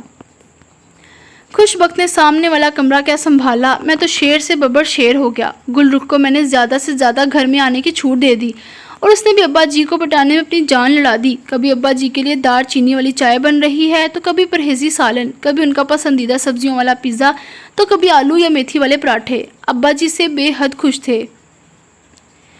بھائی مجھے نہیں پتا تھا میری بیٹی اس قدر سگڑ ہے۔ وہ اس کی بنائی چیزوں کے دل کھول کر تعریف کرتے اور چک کے میری طرف بڑھا دیتے۔ اب خدا گواہ ہے کہ وہ پھیکے سیٹھے کھانے ابا کو تو پسند آتے ہوں گے، مگر میرے تو حلق میں چچھوندر بن کے اٹک جاتے تھے۔ پھر ابا جی تو خوش بخت کے پکائے کھانے سے انصاف کرتے اور گل کی کوکنگ میرے حصے آتی۔ اس کا دل رکھنے کو مجھے دل پر کتنا جبر کرنا پڑتا تھا یہ خدا ہی جانتا تھا۔ مجھے راہداری میں تنہا پاتے ہی وہ میرے قریب چلی گئی۔ آذر جلدی کچھ کرو نا، کالی سیاہ ہو جاؤں گی میں کچن کی ڈیوٹی دے دے کر۔ وہ رونے کو تھی۔ چلو اسی بہانے کچھ پکانا سیکھ جاؤ گی۔ میں نے پچکارا تو وہ رونا بھول کے گھر آئی۔ تمہارا کیا خیال ہے مجھے کھانا بنانا نہیں آتا؟ بنا تو لیتی ہوں مگر اسے پکانا ایک آرٹ ہے۔ میں تو کہتا ہوں خوش بخت کی ریسیپیز چوری کر لو، ابھی وقت ہے، پتہ بھی ہے میں اچھے کھانے کا شوقین ہوں۔ فکر مت کرو، تمہیں پریشانی تھی نا کہ خوش بخت کہاں جائے گی بیچاری، تو اسے ہم اپنے کچن میں کھانا پکانے کی نوکری دے دیں گے۔ وہ ٹھٹا لگا کر ہنسی۔ مجھ سے تو اس کا ہر تعلق، ہر رابطہ ختم ہوا، مگر یہ معاملہ کیسے ختم ہوگا یہ سمجھ میں نہیں آ رہا۔ میں کئی دنوں سے الجھا ہوا ہوں۔ خوش بخت نے ابا جی سے بھی کچھ نہ کہا تھا، وہی روٹین ورک، اس گھر کی دیکھ بھال، ابا جی کے نخرے اٹھانا۔ البتہ مجھے اس نے دودھ میں سے مکھی کی طرح باہر نکال دیا تھا۔ کبھی جو میری اس کی کانٹے دار لڑائی ہوتی تھی وہ بھی ختم ہوئی تھی تو گھر میں ایک خاموشی چھا گئی۔ گل رخ کی آمد بھی اس خاموشی کو توڑ نہ پائی۔ اف، تمہیں تو ہر بات سمجھانا پڑتی ہے بے وقوف۔ گل بگڑی اور پھر آگے ہو کے مجھے سمجھانے لگی کہ خوش بخت سے نجات کا بہترین طریقہ کیا ہے۔ میرے کپڑوں اور الماری کا ستیہ ناس ہو رہا تھا، کمرے میں ہر طرف دھول اڑ رہی تھی مگر کوئی پوچھنے بلکہ پوچھنے والا نہ تھا۔ خوش بخت کیا ادھر سے گئی، میرے کمرے کی خوش بختی ہی ساتھ لے گئی۔ گل رخ سے دوبارہ صفائی کروائی مگر الرجی کی وجہ سے چھینکیں مارتی نکل بھاگی۔ اور یہ کپڑے تیار کرنا سمیٹنا تو بزرگوں کا کام ہے، میں نہیں کر سکتی۔ لو جی، یعنی اب ابا جی سے کراؤں الماری ٹھیک؟ اور جب بات حد سے بڑھی اور میری برداشت سے باہر ہونے لگی تو شرم و حیا پر ڈٹائی غالب آ گئی۔ میں بازو سے جکڑ کر گھسیٹتا ہوا خوش بخت کو کمرے میں لے آیا۔ یہ کیا بدتمیزی ہے، وہ غصے سے چیخی۔ میں دروازہ لاک کر کے اطمینان سے پلٹا تو وہ ٹھٹکی اور بے یقینی سے مجھے دیکھا۔ حالات چاہے کچھ بھی ہوں، کیسے بھی ہوں، یہ ایک تلخ حقیقت ہے کہ تم میری بیوی ہو۔ میں بولتے ہوئے اس کی طرف بڑھا اور الٹے قدموں پیچھے کی طرف۔ اور میں تمہارا شوہر۔ اس کمرے پر تمہارا بھی اتنا حق ہے جتنا کہ میرا۔ یہ الماری، یہ ڈریسنگ ٹیبل، یہ بیڈ شیٹ، یہ کارپیٹ، یہ سب تمہارا بھی ہے۔ وہ پیچھے ہٹتے ہٹتے الماری سے جا لگی۔ جانے کیا سمجھ رہی تھی کہ اس کی رنگت بدلتی جا رہی تھی۔ مجھے ہاتھ بھی مت لگانا، اس کی پیشانی ارکالود تھی۔ میں نے ذرا سی بات کی اور تم کمرہ چھوڑ گئی، مگر ابھی اس کمرے پر سے تمہارا حق نہیں ختم ہوا اور نہ ہی مجھ پر سے۔ میں اس کے بالکل سامنے تھا اور وہ میرے بے حد قریب۔ میری ہی ہمت ماری گئی تھی شاید۔ وہ تو کوئی سہرا تھی، بنا منتر پھونکے ہی قابو میں کیے لیتی تھی۔ میں بھی لفظ بھولنے لگا۔ خدا گواہ ہے کہ مجھے کبھی بھی اس لحاظ سے اچھی نہ لگی تھی، مگر مجھے اب یہ سمجھ نہیں آتا تھا کہ صرف اسی کو یوں قریب پا کے مجھے کچھ کیوں ہونے لگتا تھا۔ ابھی صبح ہی تو گل رخ مجھ سے اتنا نزدیک کھڑی تھی۔ اپنی حد میں رہو عاذر، اس کی آواز میں ہلکی سی لرزش تھی۔ وہی تو تمہیں بتا رہا ہوں، میں اس کی حالت سے محظوظ تو کیا ہوتا، مسلسل خود کو اس کے سحر سے نکالنے کے چکر میں تھا۔ تمہیں میرا وجود گوارا نہیں تھا، اس لیے میں چلے گئی یہاں سے۔ خالو جان سے بھی کہہ دوں گی کہ یہ شادی نہیں رہ سکتی۔ پھر بھی جب تک تم ان سے یہ نہیں سب کہہ دیتی جو کہ تمہیں بہت پہلے کہہ دینا چاہیے تھا، یہ سب تمہارا ہے۔ تو اس نے خفیف سی پلکیں اٹھا کے مجھے دیکھا۔ یا خدا، اتنے رنگ تھے ان آنکھوں میں، جی چاہا ان پلکوں کو چوم لوں، مگر میں پھر اپنی خواہش پر ششدر رہ گیا۔ کتنا کمینہ ہو گیا تھا میں، چپڑی، اور وہ بھی دو۔ یعنی ایک طرف تو گل رخ اور اب خوش بخت بھی۔ لاحول پڑھتے ہوئے میں نے دنستہ بلکہ بمشکل ہلکا سا کہکا لگایا۔ تو یہ محترمہ خوشی صاحبہ کہ جب تک آپ کا یہ حق قائم ہے، یہ الماری آپ کو سیٹ کرنی ہے، بیڈ شیٹ تبدیل کرنی ہے، سارا پھیلاوا سمیٹنا ہے اور ڈسٹنگ بھی کرنی ہے، اس کے تاثرات بدلے۔ کیا مطلب؟ بیوی ہونا اتنا آسان نہیں ہوتا، میں نے اسے جتایا۔ محبوبہ ہونا اس سے زیادہ مشکل ہوتا ہے۔ ذرا یہ سب گلے رخ سے کرواؤ نا، تاکہ اسے بھی مستقبل میں بیوی بننے کی پریکٹس ہو۔ وہ دفتر اپنے مخصوص طنزیہ لہجے میں بولی اور وہاں سے ہٹنے لگی، مگر میں نے اس کا ہاتھ جھٹک کر اسے پیچھے کیا اور خود دروازے کی طرف بڑھا۔ وہ وہی کھڑی نہ سمجھی کے عالم میں مجھے دیکھ رہی تھی۔ اب یہ دروازہ تب ہی کھلے گا جب یہ کمرہ شیشے کی طرح چمک رہا ہوگا، میں نے کہا، اور اس کے دروازے کی طرف لپکتے ہی دروازہ بند کر کے باہر سے لاک کر دیا۔ ہیو اے گڈ ٹائم، اونچی آواز میں کہتا، چابی اچھال کے کیچ کرتا ہنستا ہوا نیچے اتر آیا۔ شام تک کمرہ آئینے کی طرح چمک رہا تھا۔ گل رخ گھر جا چکی تھی۔ میں ابا جی کے کمرے کی طرف بڑھا، مگر اس سے پہلے ہی میں نے احتیاطاً خود پر چاروں کل اور آیت الکرسی پڑھ کر پھونک لی تھی۔ میں کھنکارا، لا حول ولا۔ وہ کتاب بند کر کے ناگواری سے گویا ہوئے، پورا گھر پڑا ہے، یہ واہیات حرکت کہیں اور نہیں ہو سکتی۔ وہ ابا جی آپ کو متوجہ کرنے کے لیے، میں گڑبڑایا۔ ہاں جی، بڑا اچھا طریقہ نکالا ہے باپ کو متوجہ کرنے کا۔ انہوں نے طنز کا جوتا بگو کے مارتے ہوئے آخر میں کھنکار کے میری نقل اتاری تھی۔ لو جی، اب جو بھی میں تیاری کر کے آیا تھا، اس پہ تو ابا جی نے پہلے ہی روب کی اینٹ رکھ دی تھی۔ میرا حوصلہ ٹوٹنے لگا۔ ابا جی، آپ سے بہت ضروری بات کرنی ہے مجھے۔ اچھا جی، پھر وہی طنزیہ انداز۔ مجھے شک ہوا، یا تو ابا جی پچھلے جنم میں میری بیوی رہ چکے تھے یا رقیب۔ ابا جی، خوش بخت سے میری شادی سراسر آپ کی خواہش تھی۔ میں نے آپ سے کہا بھی تھا کہ ہم دونوں کے مزاج، خیالات کچھ بھی میل نہیں کھاتے، مگر آپ نے توجہ نہیں دی، اور آپ کی سی ضد اور یہ شادی ہو کر رہے گی کے نعرے کی وجہ سے آج میرا گھر ٹوٹ رہا ہے ابا جی۔ میں نے بے حد جذباتیت بھری اداکاری کے جوہر دکھائے۔ ابا جی کے چہرے پر پہلے حیرت اور پھر غصہ چمکا۔ اس میں بھی تمہارا ہی قصور ہوگا الو کے پٹھے، تم ہی راضی نہیں تھے۔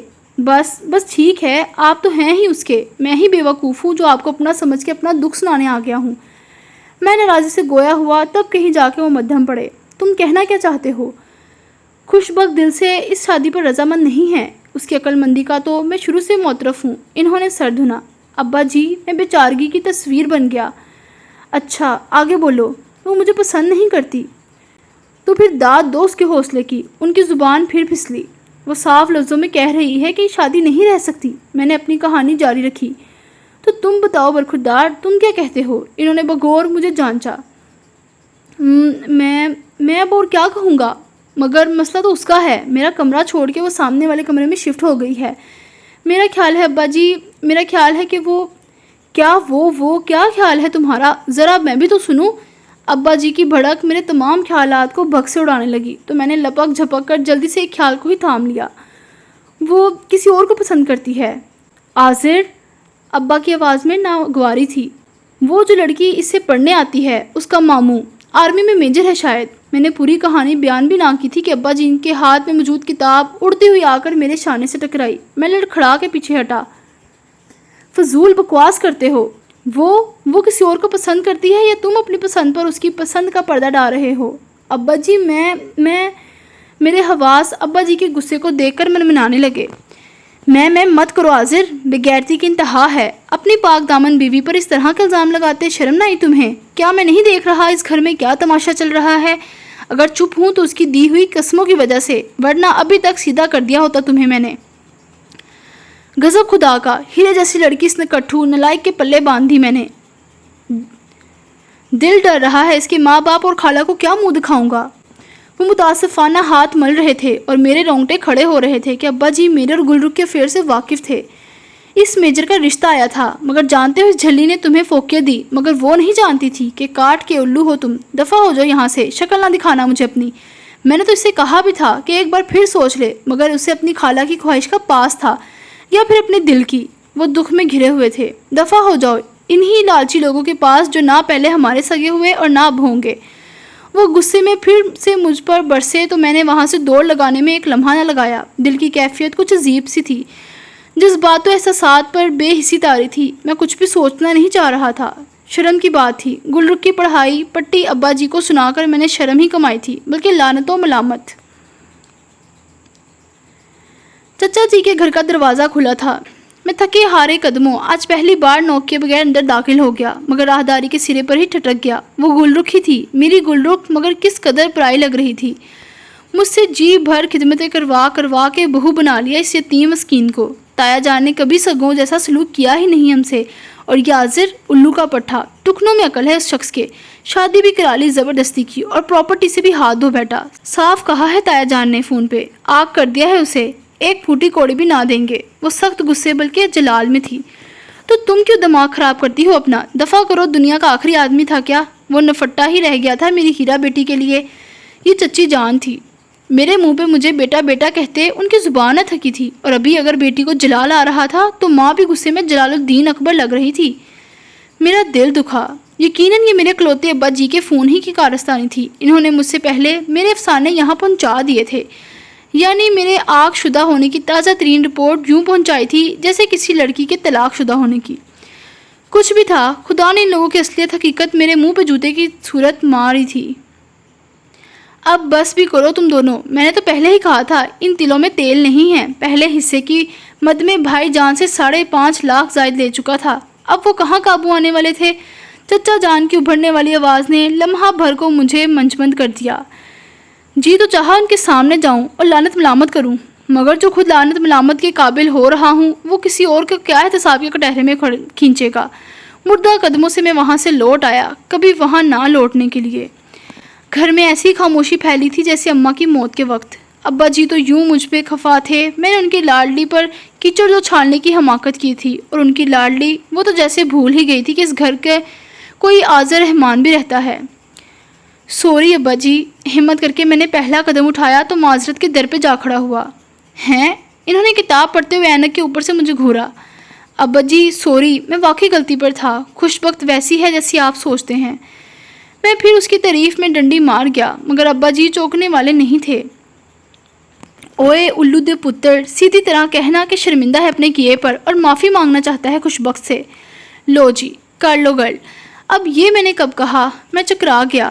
ایک تو یہ ابا جی بھی نہ اپنی من مرضی کے مطلب نکالنے انہیں خوب آتے تھے۔ مجھے شچ و پنج میں مبتلا دیکھ کر مجھ پر بڑھاوا دینے لگے۔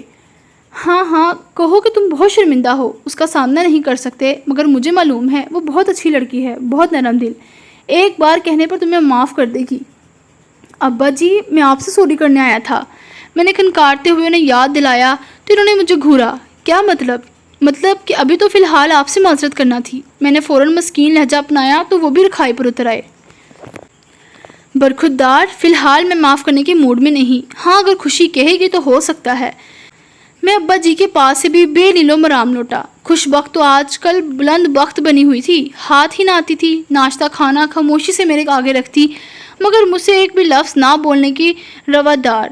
میرے کمرے کو جب سے اس نے چھوڑا تھا تب سے دوبارہ وہاں نہیں آئی تھی، اور اس کی گواہی میرے بستر کی میلی چادر اور الماری سے ابلتے کپڑے دے رہے تھے۔ اب مجھے احساس ہو رہا تھا کہ اس کا وجود اس گھر کے لیے کیا تھا، ایک سکون، ایک پاکیزگی اور شاید پیار بھی، وہ پیار جو مجھ سے اور ابا سے کرتی تھی۔ اب دیکھے نا، وہ اس گھر کی نوکرانی تو نہیں تھی، نہ کہ تنخواہ لیتی تھی اور بدلے میں کام کر دیا کرتی تھی، وہ تو بڑے مان اور استحقاق کے ساتھ یہاں رہتی اور ہم سب کو سمیٹے رکھتی۔ اور وہ گلرخ، آخ میرا منہ کڑوا ہونے لگا۔ پیسے کے پجاری لوگ، رشتوں کو روپیوں میں تولنے والے، مجھے خوش بخت کے متعلق سوچنے یا گونا سکون اور واقعی خوشی کا احساس ہو رہا تھا کہ وہ میری بیوی ہے اور میری زندگی میں شامل ہے۔ اس خدا کا شکر جس نے مجھے بے وقوف گلرخ کی چال کا شکار بننے سے بچا لیا، مگر اب مسئلہ تھا اس گھر کی خوشیاں واپس لانے کا، اور وہ صرف خوش بخت ہی کے دم سے تھی۔ ابا جی بھی الٹیمیٹم دے چکے تھے کہ خوش وقت کا راضی ہونا ان کی رضامندی ہے، کوئی حل کوئی راستہ۔ میں سوچ سوچ کے تھک گیا کہ کس طرح خوش وقت کے سامنے سرنگو نہ ہونا پڑے اور وہ راضی بھی ہو جائے۔ مجھے ڈر لگ رہا تھا کہ اگر اسے گلرو کی اصلیت پتہ چل گئی تو وہ شاید ساری عمر یہی بات میرے منہ پہ مارتی رہے گی۔ نئی آنے والی ساری فلمیں کیبل پر دیکھ دیکھ کر ہیرو سے بیوی کو منانے کے طریقے سیکھتا رہا، مگر کام کچھ بنتا نہ لگ رہا تھا۔ وہ تو جب میں نے آفس جانے کے لیے الماری کا پٹ کھولا تو جلدی میں تھا، مگر اندر موجود الٹے سیدھے ٹھونسے کے کپڑوں کو شاید مجھ سے زیادہ جلدی تھی، وہ سب ابل کر مجھ پر آ گئے۔ اف! میں نے ان سب کپڑوں کو گود میں اٹھا کر بستر پر پھینکا تو ہاتھ میں پکڑی جرابیں بھی ساتھ ہی اس ڈھیر میں کھو گئی۔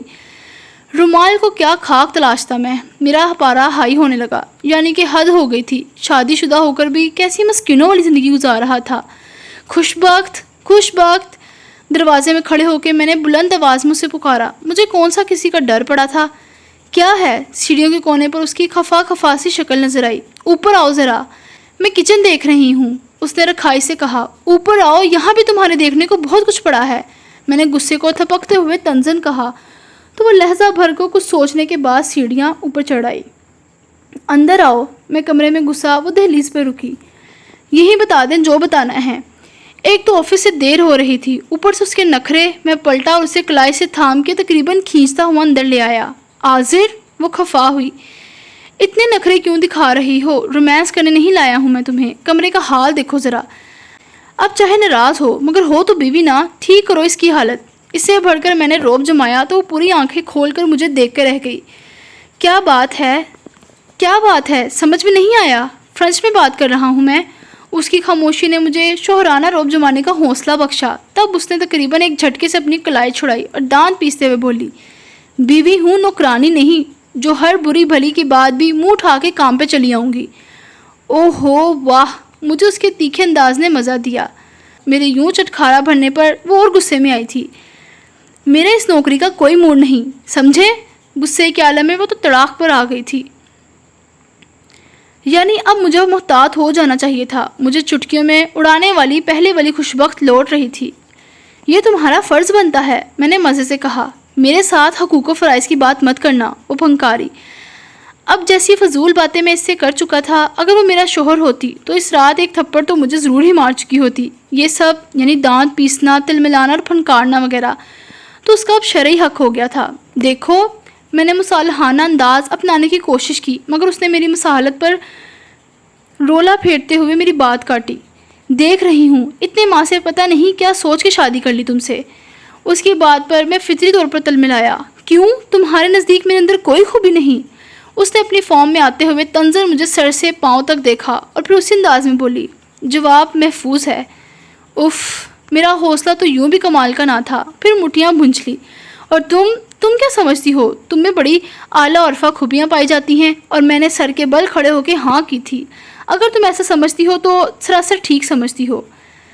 آخر میں بے بسی سے کہتا ڈھیلا پڑ گیا تو پھر وہ بھی متحیر سے پوری آنکھیں کھولے۔ وہی شوہر کو قابو کرنے کی خوبصورت ادائیں مجھے دیکھنے لگی۔ جی تو نہ جانے کیا کیا چاہا، مگر فی الحال مجھے پتا تھا کہ اس جی کی کوئی بات نہیں ماننا جب تک ہیڈ کوارٹر سے معافی کے آرڈر نہیں مل جاتے۔ جھوٹ مت بولو آذر، وہ مدھم پڑی تھی۔ میرے افیئر سے کون سی ناواقف تھی وہ؟ بے وقوف ہوں جو جھوٹ بولوں گا۔ میں نے اس کا ہاتھ تھام کر اپنی طرف کھینچا مگر وہ ٹس سے مس نہ ہوئی۔ اس سے مجھے اندازہ ہوا کہ وہ بھی کافی عقل مند تھی۔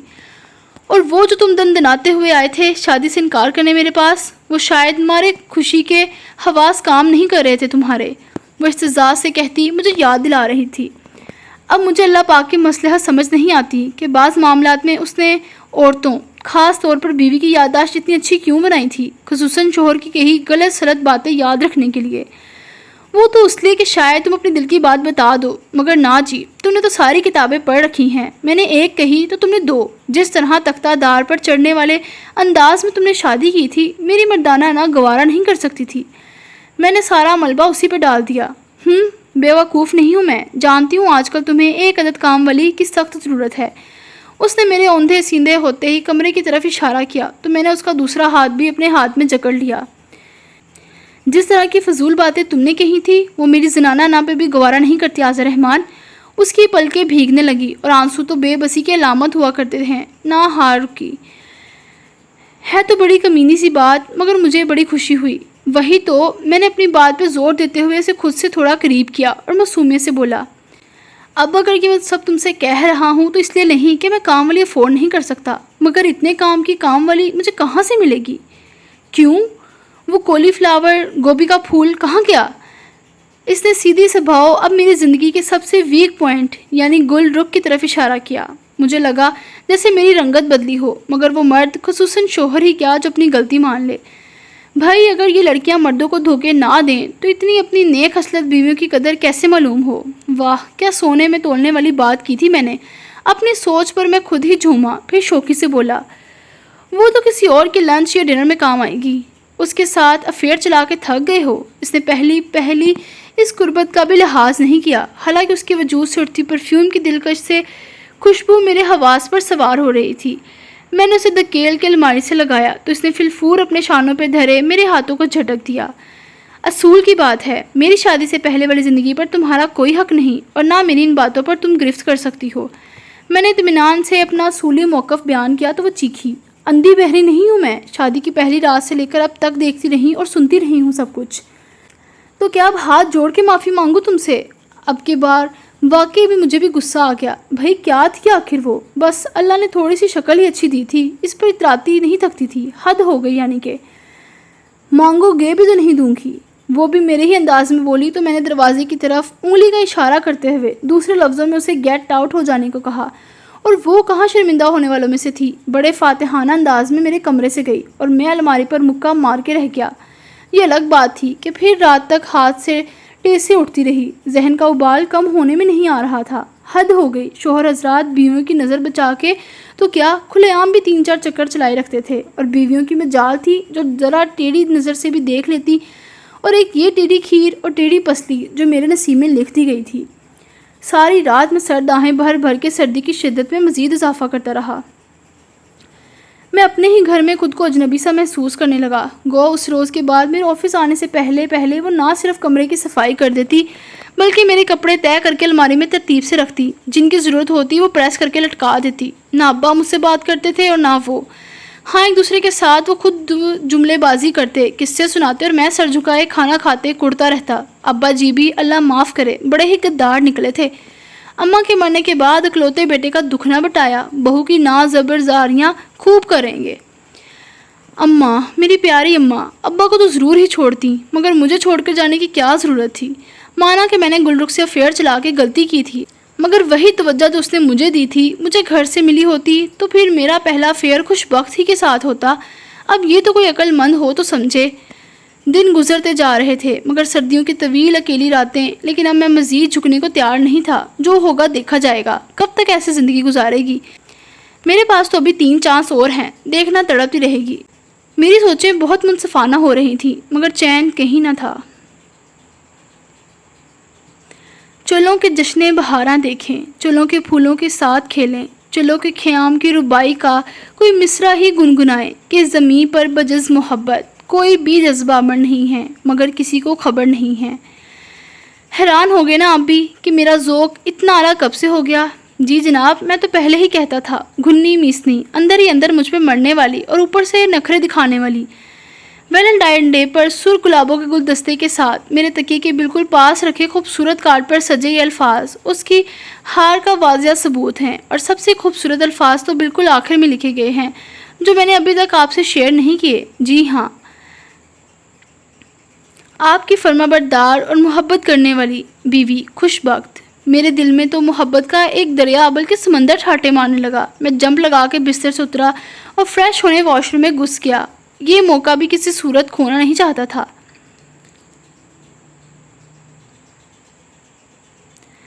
آذر رحمان، تم نے میرے دل کو جس طرح آزار پہنچایا ہے میں کبھی تمہیں معاف نہیں کروں گی۔ تم گل رخ میں انٹرسٹڈ تھے، اس کے باوجود میرے دل کے مکین بنے رہے کہ دل پہ تو کسی کا زور نہیں چلتا نا، مگر جو الفاظ تم نے مجھے کہے وہ میں کبھی نہیں بھول سکتی۔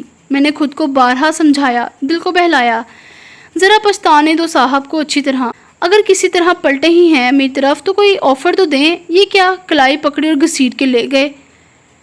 یہ سچ ہے کہ ہم سے خستہ تن دکھوں کی دھوپ میں سایہ نہیں بنتے، ہماری مسکراہٹ میں ہمیشہ زہر ہوتا ہے، ہمارے لب ہمیشہ طنز کے تیر چلاتے ہیں، مگر ہم اپنے پیاروں کو کبھی جب بے خودی میں کوئی ایسی بات کہتے ہیں کہ وہ افسردہ ہو کر رو پڑیں تو سن لو ہم بھی چین سے سویا نہیں کرتے۔ تمہارا اور صرف تمہارا پشیمان شوہر۔ ڈائننگ پر ناشتہ لگاتے ہوئے وہاں رکھے سرخ گلابوں کا گلدستہ اور دلکش تحریر سے سجا کارڈ اٹھاتے مجھے پل بھر کو بھی دھیان نہ آیا کہ یہ آذر کی طرف سے بھی ہو سکتا ہے۔ بھاڑ میں جائے سارا غصہ، سارے بدلے، ساری عمر پڑی ہے یہ لڑائیاں لڑنے کو، بعد میں فرصت سے پوچھوں گی یہ سب۔ میرا دل جھوم اٹھا۔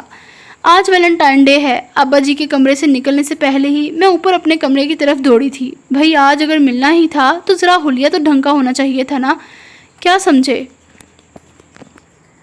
خدا کسی کو اکلوتی اولاد نہ دے۔ بھائی بڑا ذلیل و خوار کرتی ہے بندے کو۔ 4 بچے ہوں، بندہ کسی کو کہنے جوگا تو ہو کہ یہ 2 اگر برے ہیں تو 2 اچھے بھی ہیں، مگر میرے پاس تو بس ایک ہی بیوقوف اولاد ہے، آذر رحمان۔ اپنی طرف سے تو بہت ہوشیار اور ذہین بننے کی کوشش کرتا ہے، مگر اسے یہ نہیں معلوم کہ جتنی بھی کوشش کر لے ابا جی تو میں ہی رہوں گا۔ اتنی نیک خصلت لڑکی سے بیاہنا، مگر اسے بھی ہاتھوں سے گوایا تھا، گدھا۔ مگر وہ باپ ہی کیا جو اپنے بچے کی زندگی کے سکھ اور آرام کا خیال نہ کرے۔ دنوں میں پٹری پر لے آیا ہوں صاحبزادے کو، اب پتہ چلا ہے اچھی بیوی صرف خوش بخت ہی ہو سکتی ہے، گل رخ نہیں۔ مگر پھر خوش بخت بھی اینٹ گئی۔ بھائی انا تو سب میں ہی ہوتی ہے تھوڑی بہت۔ گھر کا ماحول دیکھ رہے تھے نا آپ بھی، کس قدر ویران اور کبھی مصنوعی کہکوں سے گونجا۔ پھر کیا ہوا بھائی؟ پھر یہ ہوا کہ ایک ویلنٹائن ڈے کا کارڈ بیوی کو ملا اور ایک شوہر کو، ساتھ میں سرخ پھولوں کے گلدستے۔ آہا، اور ابھی باہر گاڑی سٹارٹ ہونے کی آواز آ رہی ہے۔ وہ دونوں آج لنچ ہوٹل میں کریں گے، جہاں میں نے تحفتاً ان دونوں کے لیے 2 سیٹیں ریزرو کروا رکھی تھی، اور اصل خوشی دیکھ کر میں بے حد خوش اور مطمئن ہوں۔ اوہو، آپ لوگ ابھی تک وہیں اٹکے ہوئے ہیں، یعنی مجھے ان کارڈز اور پھولوں کے متعلق کس نے بتایا؟ بھائی کبھی کبھی بچوں کے درمیان بڑوں کو پل بن جانا چاہیے، ایسی چھوٹی موٹی بے ایمانیوں کا بڑا ثواب ملتا ہے۔ بس اب ایک ہی فکر ہے کہ وہ دونوں بیوقوف ایک دوسرے سے پھولوں اور کارڈز کا ذکر نہ کریں۔ بھائی لکھائی سے تو میں پکڑا ہی جاؤں گا نا، کیا سمجھے؟ ان ننھے چوزوں کو سمجھانا تو میرے بائیں ہاتھ کا کھیل تھا، اس لیے تو میں کہتا تھا جناب کہ یہ شادی ہو کر رہے گی۔ ختم شد۔ تو ویورز کیسا لگا یہ ناول؟ کمنٹس میں اپنی رائے کا اظہار لازمی کریے گا، اور ابھی تک آپ نے اس چینل کو اگر سبسکرائب نہیں کیا تو کائنڈلی کر لیں اس چینل کو سبسکرائب۔ تھینک یو، اللہ حافظ۔